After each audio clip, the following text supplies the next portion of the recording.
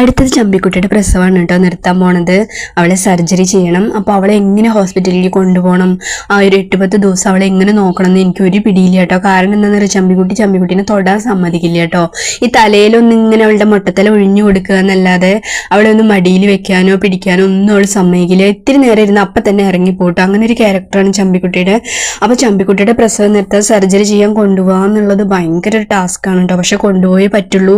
പിന്നെ എന്താ പത്തിരി സമാധാനം വെച്ചാൽ ചമ്പിക്കുട്ടി വർഷത്തിൽ 2 പ്രസവം ഉള്ളൂ കേട്ടോ. ചമ്പിക്കുട്ടിക്ക് അങ്ങനെയാണ്. എല്ലാ പൂച്ചകളെ പോലെ 3 പ്രസവം ഉണ്ടാവില്ല. അപ്പോൾ ഈ ചെക്കറിന് അത്രയും കൂടിയൊക്കെ അങ്ങോട്ട് വലുതായിട്ട് അവൻ്റെ പാലുകൂടിയും പീക്കരിക്കുട്ടിൻ്റെ പാലുകൂടിയും നിൽക്കട്ടെ പറഞ്ഞിട്ട് ഞാൻ വെയിറ്റ് ചെയ്യണം കേട്ടോ. അപ്പോൾ ഇത് ഞാൻ കുറിഞ്ഞി പ്രസവം നിർത്താൻ വേണ്ടിയിട്ട് സർജറി ചെയ്യാൻ വേണ്ടി കൊണ്ടുപോയിട്ടുള്ള വീഡിയോയുടെ ഭാഗങ്ങളാണ് കേട്ടോ. അപ്പോൾ അതൊക്കെ ചാനലിലുണ്ട് കേട്ടോ.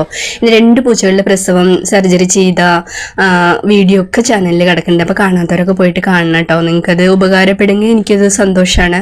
അപ്പോൾ എത്ര രൂപയായി, എങ്ങനെയാണ് അവരെ നോക്കുക, അവരെ കെയർ ചെയ്യേണ്ട വിധങ്ങൾ, അവരുടെ മെഡിസിൻ കാര്യങ്ങളെല്ലാം ഞാൻ അതിൽ ഡീറ്റെയിൽ ആയിട്ട് പറയുന്നുണ്ട് കേട്ടോ. ഇത് ബൊമ്മിക്കുട്ടിയെ സർജറി ചെയ്യാൻ കൊണ്ടുപോയിട്ടുള്ള ഒരു വീഡിയോയുടെ ഭാഗങ്ങളാണ്. അപ്പോൾ ബൊമ്മിക്കുട്ടിയുടെ ആദ്യത്തെ ഒരു ഡെലിവറി കഴിഞ്ഞതും 3 മാസം കഴിഞ്ഞതും ഞാൻ കൊണ്ടുപോയിട്ട് നിർത്തിയിട്ടോ.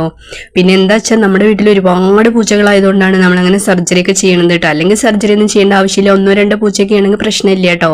അപ്പം ഞാനൊരു 5 വർഷം മുമ്പ് ഒരു പൂച്ചയെ കൊണ്ടുവന്നിട്ട് 36 പൂച്ചകളായിട്ടുണ്ടായിരുന്നു കേട്ടോ. അതുകൊണ്ടാണ് നമ്മളിങ്ങനെ ഓരോ ഭാഗത്തുനിന്ന് സർജറി ചെയ്യാൻ തുടങ്ങിയപ്പോൾ തന്നെ പിന്നെ നമ്മുടെ പൂച്ചക്കുട്ടികളൊക്കെ അങ്ങനെ ഓരോരുത്തർ ചോദിച്ചു വരാൻ തുടങ്ങി കേട്ടോ. അപ്പോൾ അങ്ങനെയൊക്കെ കൊടുത്തു. ഇപ്പോഴും നമ്മൾ വെള്ള പൂച്ചക്കുട്ടികൾ ഉണ്ടോ എന്ന് ചോദിച്ചിട്ട് ഇപ്പോഴും നമ്മുടെ വീട്ടിലെ ആളുകൾ വരുന്നുണ്ട് കേട്ടോ.